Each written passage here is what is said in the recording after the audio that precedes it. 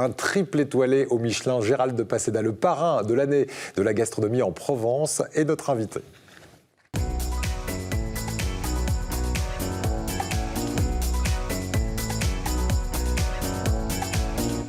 Bonjour Gérald de Paseda. Bonjour à tous. Merci d'être avec nous. 3 étoiles au Michelin depuis 2008 pour le Petit Nice. C'est vraiment une référence depuis un bon siècle à Marseille. C'est une maison familiale, le Petit Nice. Une maison familiale depuis 101 ans cette année. Ouais. Et puis comme quoi, 3 étoiles, ça arrive même au pire d'entre nous, c'est-à-dire moi pour l'instant en l'occurrence. Vous vous considérez comme un très mauvais élève? Au départ, j'étais un très très mauvais élève, exactement. Mais bon, ensuite j'ai su trouver ma voie culinaire, ce qui est le plus important pour un cuisinier, pour un chef. Voilà, et cette cuisine, cette gastronomie méditerranéenne, vous avez envie qu'elle brille à travers le monde. Voilà pourquoi vous avez sans doute été nommé parrain de MPG. Alors MPG, c'est Marseille-Provence Gastronomie 2019. Qu'est-ce que c'est le principe général de cette année de la gastronomie? En fait, c'est une année de partage, une année, si je puis dire, où Marseille est enfin reconnue, ou sera enfin reconnue, je l'espère, comme une capitale de la gastronomie française, européenne et mondiale. Voilà, et le but, c'est vraiment de partir à la fois à Paris, à la fois à l'international, et puis surtout de venir ici en Provence, notamment dans les Bouches-du-Rhône, à Marseille, à Arles, à Aix-en-Provence et dans bien d'autres villes, et bien aller au contact de ceux qui habitent ici pour leur dire on a une super cuisine chez nous. Vous, pour l'international, parce qu'on va parler déjà de ce qui se fait très très loin, vous allez partir à New York. Qu'est-ce que vous allez faire dans le cadre de cette année gastronomique à New York? Eh bien, je vais faire un gala de bienveillance, si je puis dire, avec Éric Ripper et Bernardin, pour justement fêter l'année de la gastronomie provençale et marseillaise, et faire découvrir à certainement pas mal de New-Yorkais, si je puis dire, puisqu'il y a à peu près 200 personnes dans ce dîner, dont des décideurs très importants, la gastronomie provençale, marseillaise, l'avenir du régime crétois et la Méditerranée dans son entier.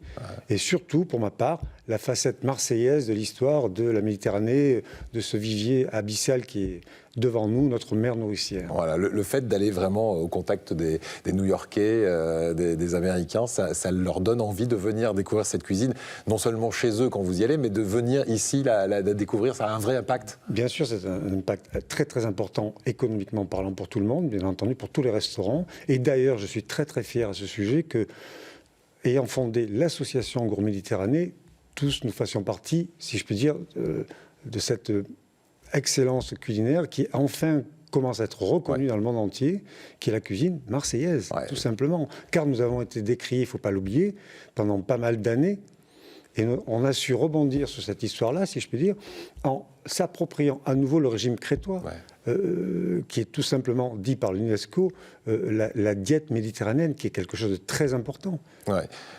Avant la 3e étoile, vous me disiez effectivement qu'à Marseille, on ne trouvait pas forcément de très bons restaurants. Depuis que vous avez une 3e étoile ici, il y a plein de petits restaurants de très bonne qualité qui se sont mis en route. Absolument, ça a su. Je pense que l'élan d'avoir 3 étoiles en 2008 a été fédérateur vis-à-vis des cuisiniers ou des cuisinières, peu importe, des chefs ou des chefs, qui puissent enfin ouvrir et avoir une voie tracée complètement pour représenter Marseille, la Méditerranée dans son entier, remettre la cuisine provençale sur le devant de la scène, comme elle a été bafouée pendant des années. Maintenant, tout le monde nous adule, ils aiment réellement ce côté ensoleillé de la chose. Et surtout les produits. Les régimes crétois, etc. Voilà. Les produits, on va en parler dans un instant, parce que comme France 3 est partenaire de cette année de la gastronomie, sachez que le 25 mars, on aura un documentaire qui vous sera consacré, qui s'appelle Le bleu dans l'assiette, et où on verra de très jolis poissons. D'ailleurs, je vous propose de regarder un extrait tout de suite de ce documentaire, et on revient dans un instant sur ce qui va se passer pour le grand public ici, notamment dans les Bouches-du-Rhône, pour cette année de la gastronomie en Provence.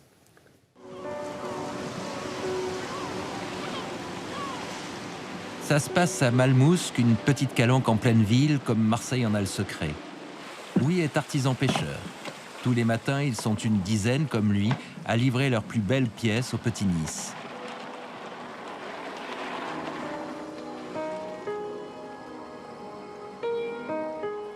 Cuisiner la Méditerranée, cela commence par une exigence, recevoir directement le meilleur poisson de la rade.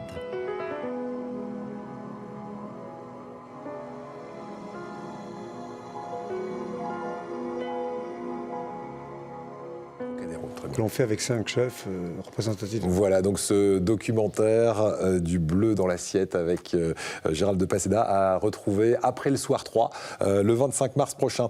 On va revenir sur cette année de la gastronomie. Alors l'ouverture officielle va se faire à la capitale, à Paris, le 21 mars, avec un grand dîner populaire. Voilà. Il y aura plusieurs centaines de convives, c'est ça? J'ai voulu qu'on fasse ce dîner un petit peu populaire pour justement qu'il y ait cette passation avec le public, que la cuisine n'est pas réservée uniquement à ceux qui ont énormément d'argent, quoi que ce soit, ou des moyens pas possibles. C'est une question de partage, c'est une question de gourmandise avant tout. Et c'est pour ça qu'avec 5 chefs, j'ai insisté lourdement pour faire cette grande table immense qui sera sur l'esplanade du Trocadéro, donc le 21 mars prochain.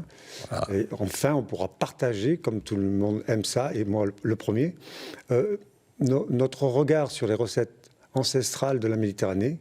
On pourra les faire déguster intimement avec des personnes qui forcément n'ont pas complètement les moyens de venir dans nos restaurants, mais à cette occasion-là, ils seront incités à venir nous voir, nous parler, on leur fera des démonstrations culinaires, ça sera peut-être sympa, je pense. Alors ça sera le 21 mars au Trocadéro, et si on est ici, en Provence, on va pouvoir profiter tout au long de l'année alors ça peut être des pique-niques, par exemple, au mois de juin, il y aura une parade pique-nique à Aix-en-Provence. Ça sera vers le 30 juin, quelque chose comme ça, puisque l'ouverture du festival est le 28, réellement, l'ouverture... 28, le 29, ça passera aussi sur Marseille. Quand vous dites 28, on parle de quel mois? 28 juin. Voilà. Ok. Vous avez également une grande halle, un marché exceptionnel qui va se mettre en place sur le Vieux-Port, par exemple. Il y a énormément de choses. Il y a, par exemple, 15 000 convives qui vont être attendus pour un dîner insolite à Arles. Vous en savez un peu plus sur ce dîner insolite? Ce sera une surprise. Voilà, j'ai l'impression. Quoi qu'il en soit, plein de chefs y seront présents, forcément, et des recettes un petit peu inattendues. Voilà. Et si on veut avoir l'ensemble du programme, si vous êtes intéressé, si vous êtes gourmand, eh bien vous allez sur MPG, comme Marseille-Provence Gastronomie, mpg2019.com, et vous aurez absolument tout le programme et les inscriptions à ces dîners de gala, par exemple, ou ces dîners populaires, ces pique-niques, etc. Merci beaucoup, Gérald de Paseda.